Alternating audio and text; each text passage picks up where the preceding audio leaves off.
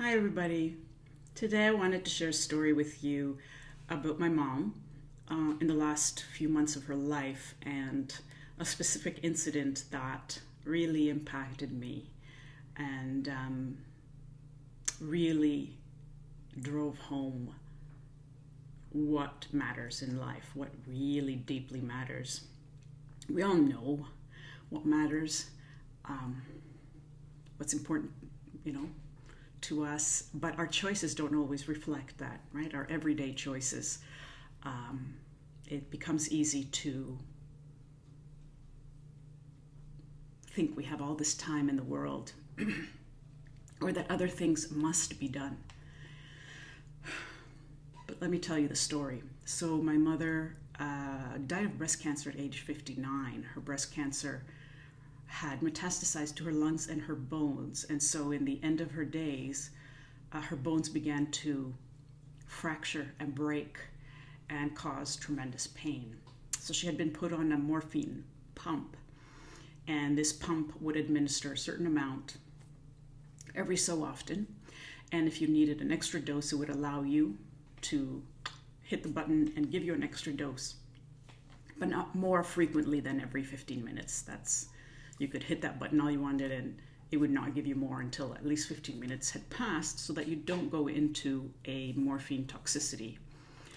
Unfortunately, she still went into this morphine toxicity about 48 to 72 hours after she was given this pump. And what happens when you have toxicity is, besides the hallucinations and delusions that she was having, was the twitching. Body was jerking and twitching as a side effect from the too much the morphine. And you can imagine with somebody whose bones are riddled with cancerous lesions and bones are breaking, well, I don't think I can imagine, I'll take that back, what her pain level must have been like. So we called the paramedics and watched these poor paramedics bewildered because this was not a typical case. I didn't know that at the time. And it was so hard to get this woman transported to the hospital, just to get her off the bed and onto the stretcher, from the stretcher out of the house into the ambulance, right, until she's in the bed. In the hospital was, I don't have words. I went with them all along. So by the time we're at the hospital, she, things are worsening. She's in such a convulsive type state, they cannot actually put an IV on her. They obviously remove the morphine pump, but cannot administer any painkillers. Now, as the day's wearing on, she also becomes dehydrated. She's not eating or drinking fluids, and she's wetting herself. But nurses, nobody can put a diaper or a catheter because you cannot touch this body. She's just flailing and screaming. So my mother starts to get a fever. It starts to look very dire. And the doctors had sort of said, don't be surprised if she passes away in hours or maximum days. And it really did look like that. So at the end of that day, the rest of my family went back to their homes, and I stayed. I wanted to be with my mom for every breath she had left to take and be present in the rare hope that she came out of this and was able to speak again. I thought I would never get a chance to talk to her again after this, and I so desperately wanted to hear her voice again. So I spent the night just watching over her and watching every breath that she took and every inhalation, because I knew that with each breath it meant she's still here and there's still hope, and that so long as she kept taking an in breath and an out breath, she was still with us. And as you can imagine, that longest of nights, I thought so many million things. I could see, here before me was a woman that was semi-clad because they could not even put a gown on her. She had one breast missing. She was extremely bloated in the torso, had black and blue massive areas from internal bleeding and internal bruising that we don't know what really was going on in there.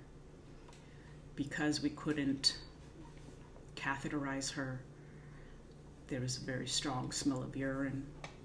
There was nothing, by typical standards, beautiful about this body. And yet I wanted her to live so much. I was like, please. She wasn't beautiful or young or rich or famous. None of the things that most of us do spend a great portion of our lives chasing after. It really became clear that all that mattered was her essence, her heart, the time that I had spent with her. That's the deep bond that was keeping me there. It was a deep connection between us. Months, days, months, years of relationship. The things that mattered were her voice, hearing it, hearing her laugh, exchanging a thought. And I vowed to myself to not forget that moment and how viscerally clear it was to me how important cultivating relationships is. I did not want to forget that moment, that at the end of the day, at the end of your life, what really matters is who you have been, how you spent your time, what kind of person were you? And also that at the end of your life, the people that will be by you are the people that don't care about those surface things. People who love you don't care at all. And I wanted to remember that for myself, because it is easy to equate your worth with beauty and appearance and youth and all the things that our culture emphasizes. I wanted to remember that people who really love me would be around me when I needed them, at the end of my hours. And the people who care about these superficial things won't be by your deathbed, and it doesn't matter, because you don't want them there anyways. So I began to think, how do I want to move forward? How do I want to fill my time as I move forward, having experienced this tremendous loss, realizing how precious time is, how precious life is, how it's not a given that you have time or even the people you think will be around, and to make the most of every moment, because I would have given anything, my right arm, for more time with my mother, for more moments. And I knew that that was not something I could create, but that I did want to remember that when with other people and with other elements of my life, I had time, and how did I want to fill it? Every moment of how I filled it mattered. I didn't want to squander it. And I wanted to be sure I remember this long after the actual death of my mom, because things fade.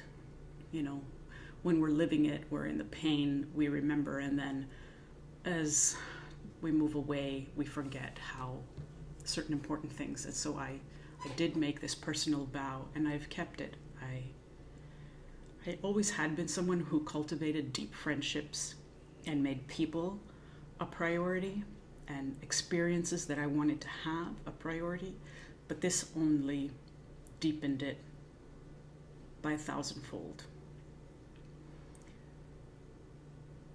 So what I want to leave you with is take a look at your week and your day and look closely at what is your life filled with?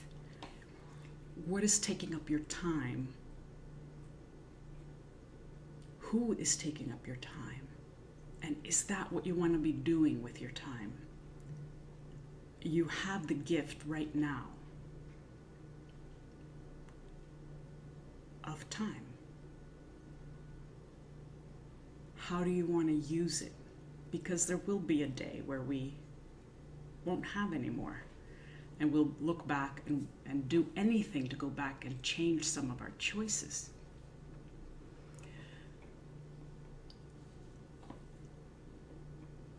You know, do you want to, because you're exchanging your life for everything you do today, you are exchanging your life in return for that thing.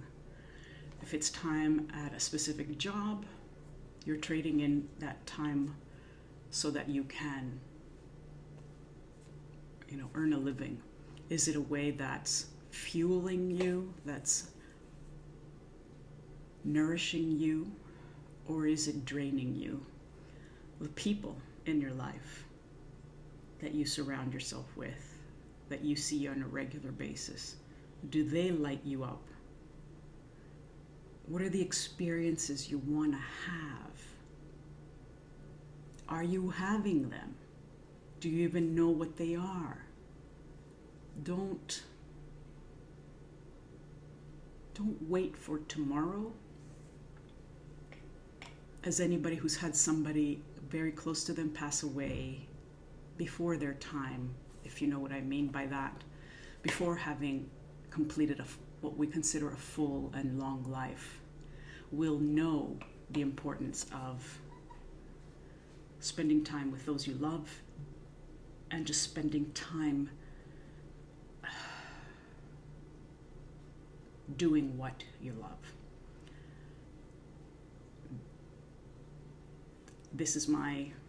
I want to be just a little reminder, since I have been through that experience, and perhaps I can act as a little reminder for all of us on how we want to live our life, on what really matters and who matters. I would love to hear your thoughts on any of this. Share your experiences or not. And ask me any questions. I want to finish off by saying that my mother did come out of that toxicity. She ended up going into a coma, so she went from toxicity to going into a complete state of unconsciousness for a few days, and then miraculously came out of it and lived for 2 more months. She made it to my sister's wedding. I believe, and the doctor believes, that my mother fought tooth and nail to cling on to life so that she could make it to the wedding. Of course, she made it in a stretcher, hospital stretcher. She was lying down with seat belts to hold her down, to strap her down. But she did witness it. And so I did get to talk to her again. And that was the best feeling in the world. And hearing her say my name and laughing with her